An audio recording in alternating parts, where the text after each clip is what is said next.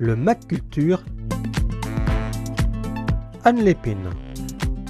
Bonjour à toutes et à tous. Alors après les fragilités l'année dernière, le Passage Sainte-Croix explore cette saison le dialogue subtil entre parole et silence, entre ce qui est dit et ce qui est tu.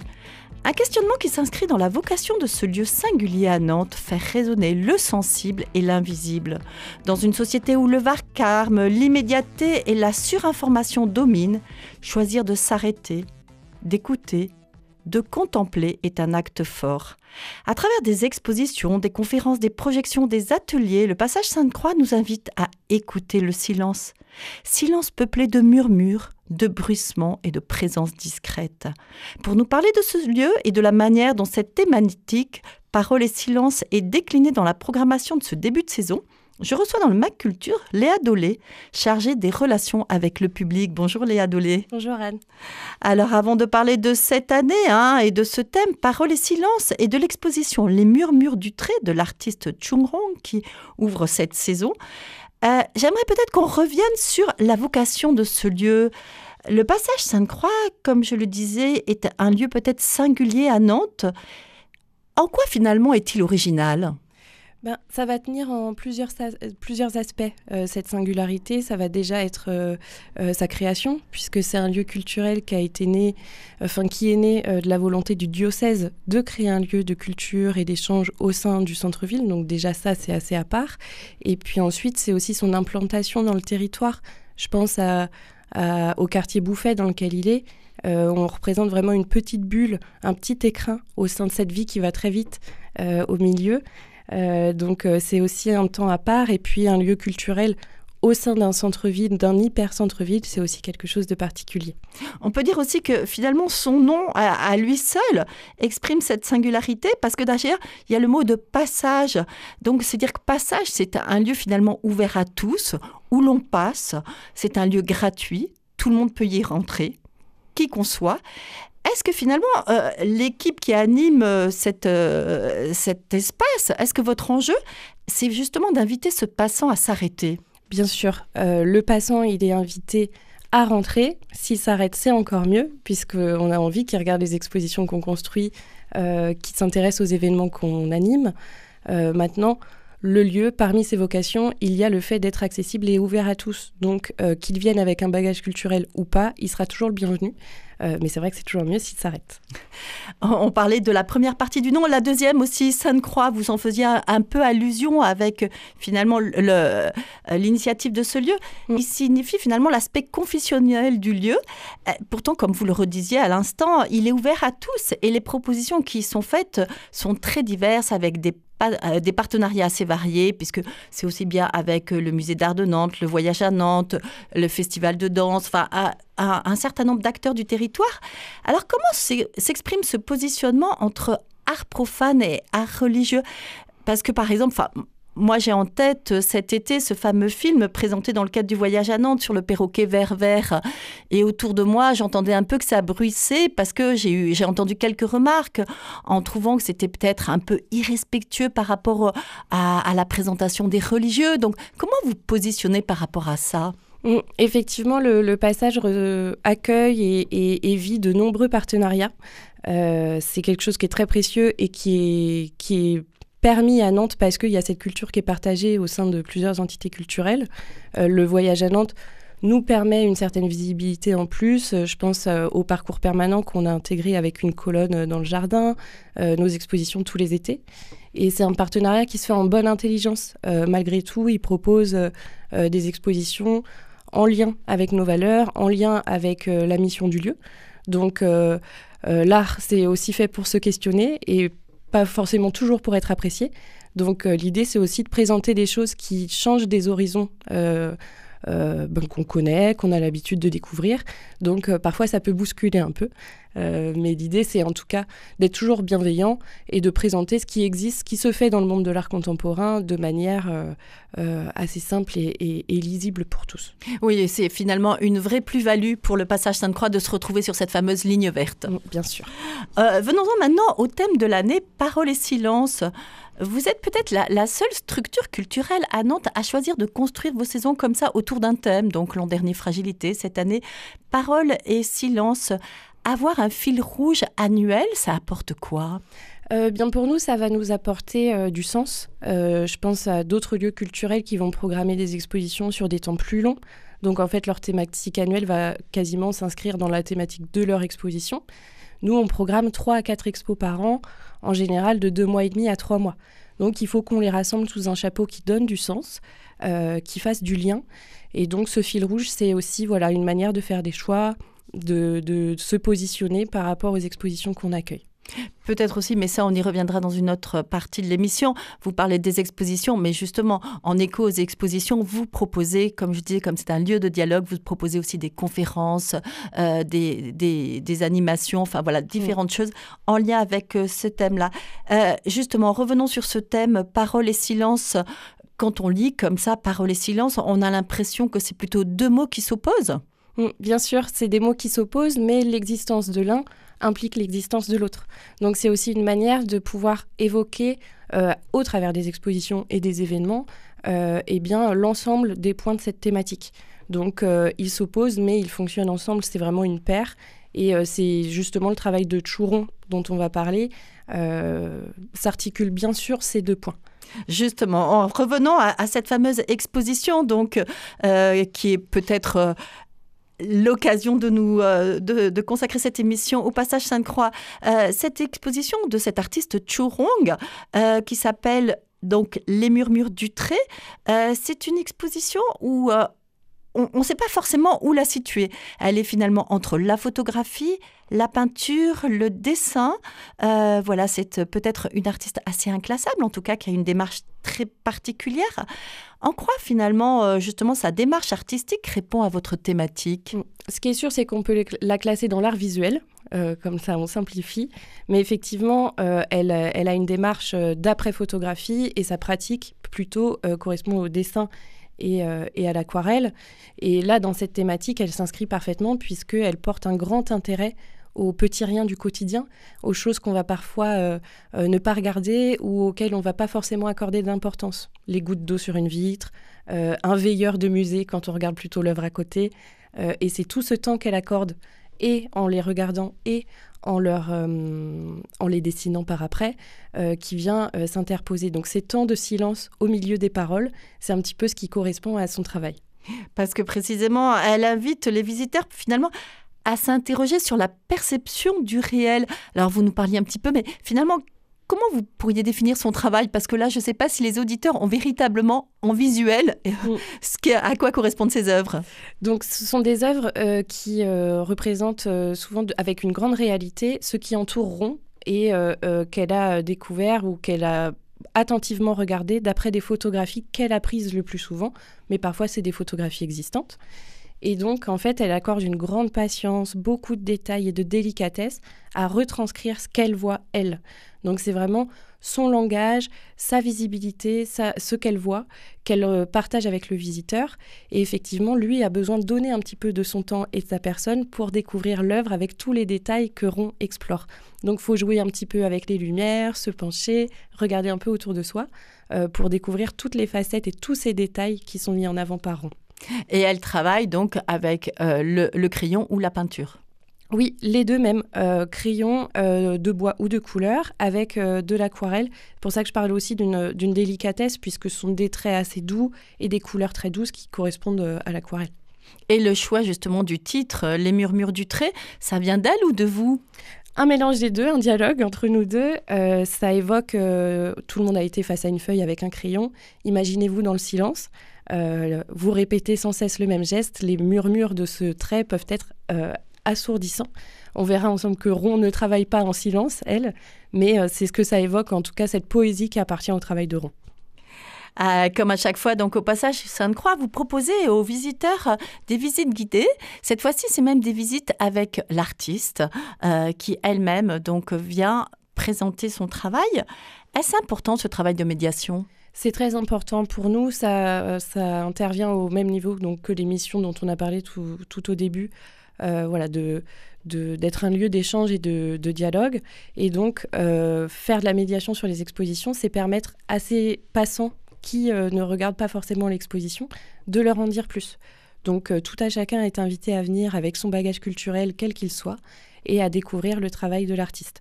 Donc là, la prochaine aura lieu le 15 novembre et elle permet à des visiteurs qui viennent en solo ou à deux de profiter d'un temps de visite, puisqu'on en fait aussi pour les scolaires ou pour des groupes constitués. Mais ce temps-là est vraiment dédié aux visiteurs, quels qu'ils soient.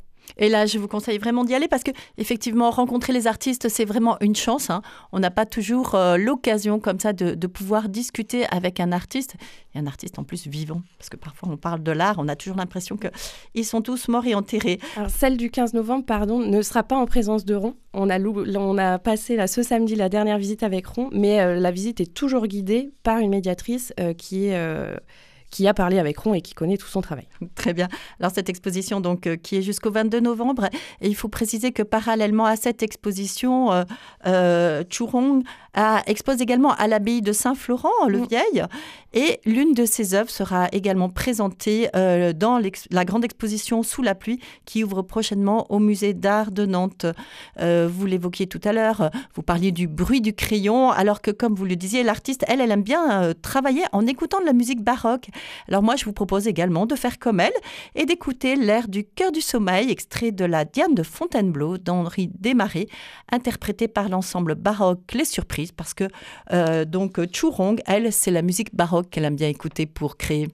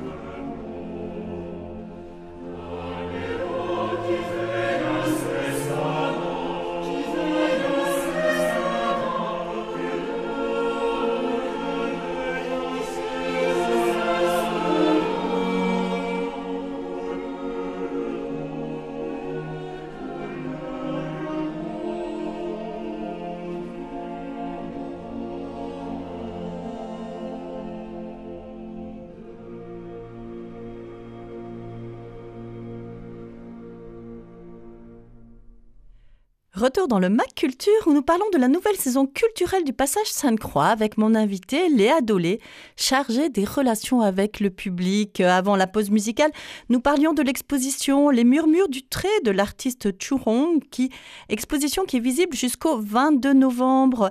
Elle sera suivie dès le 11 décembre d'une autre grande exposition, toujours en écho au thème de l'année Paroles et Silence. L'exposition a pour titre Art brut, art singulier.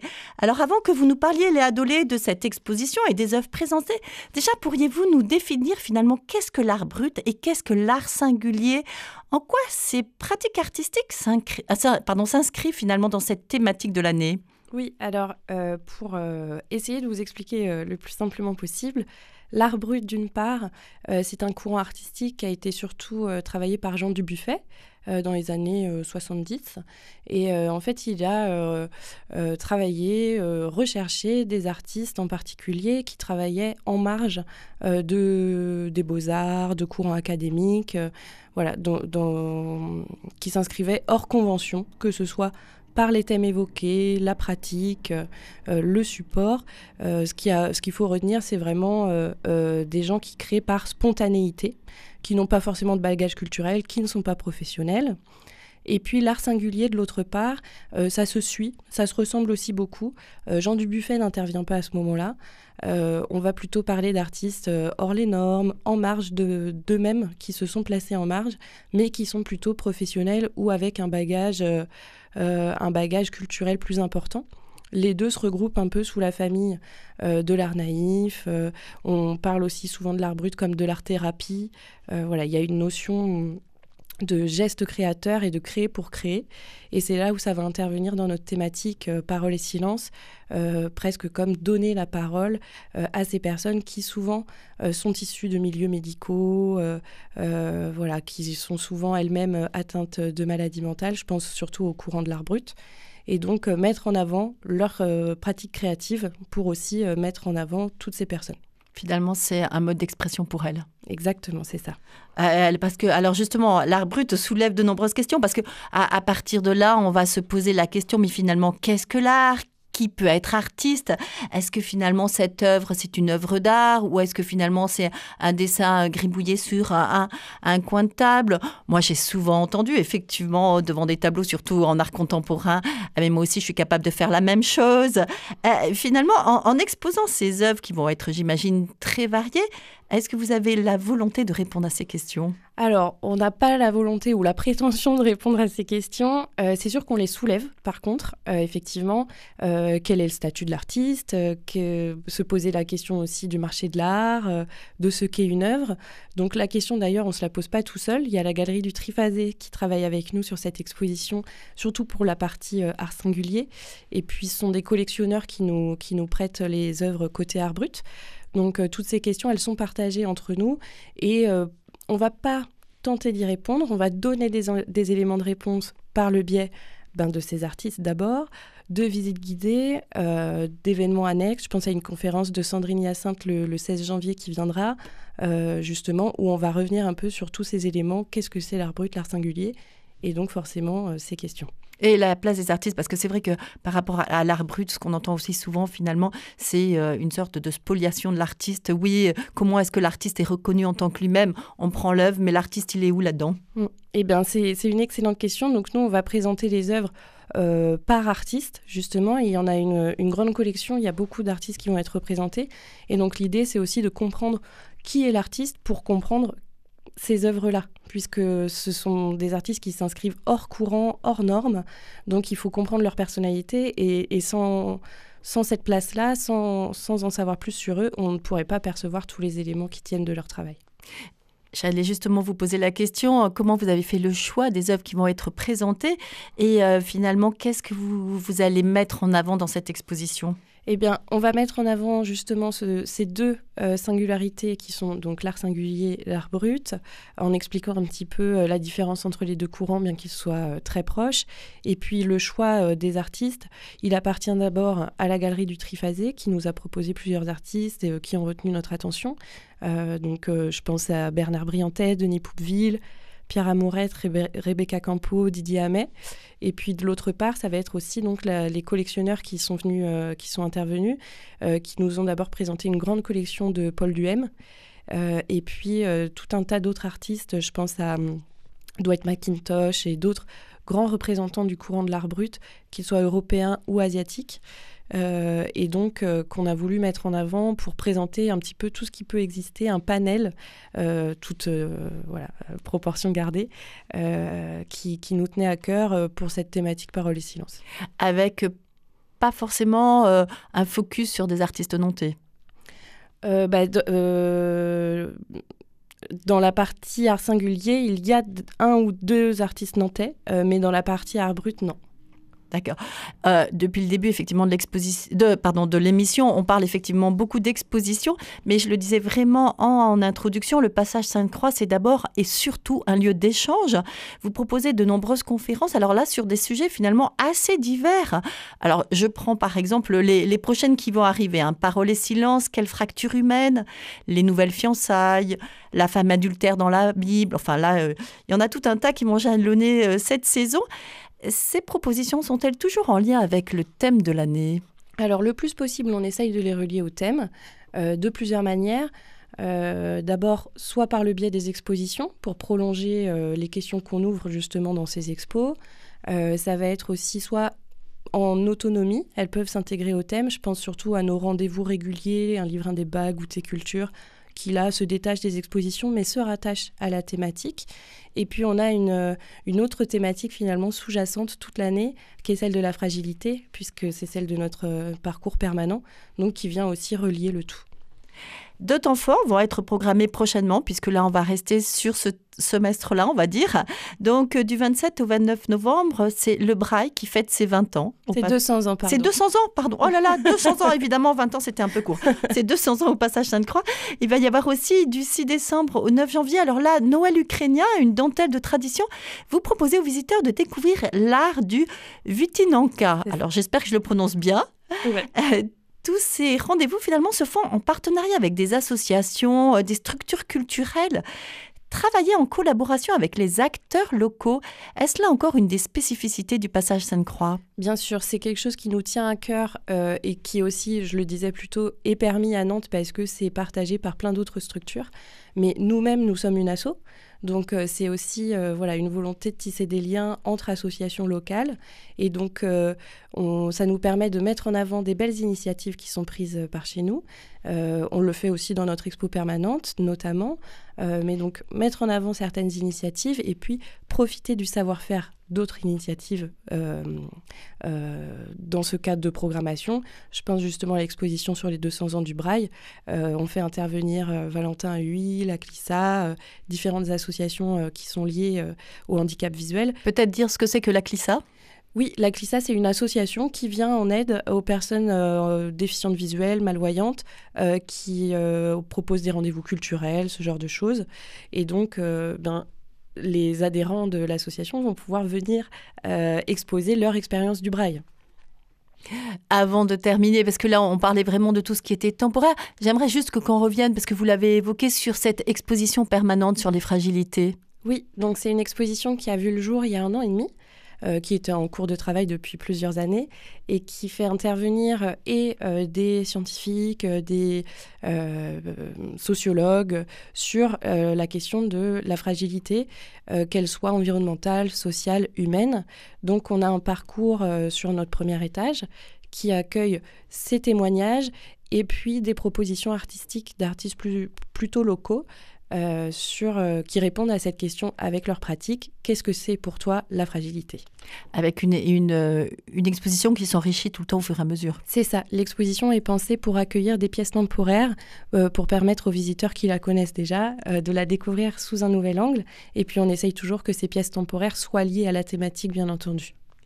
Mais bien, merci beaucoup Léa Dolé d'être venue nous parler de ce lieu atypique qui propose une programmation riche et enrichissante.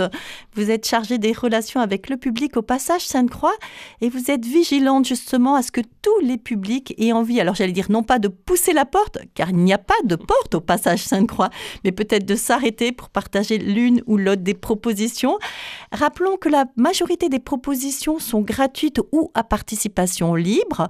Certaines conférences et surtout les ateliers, parce qu'il faut en parler, il y a aussi des ateliers pour les enfants, notamment pendant les vacances.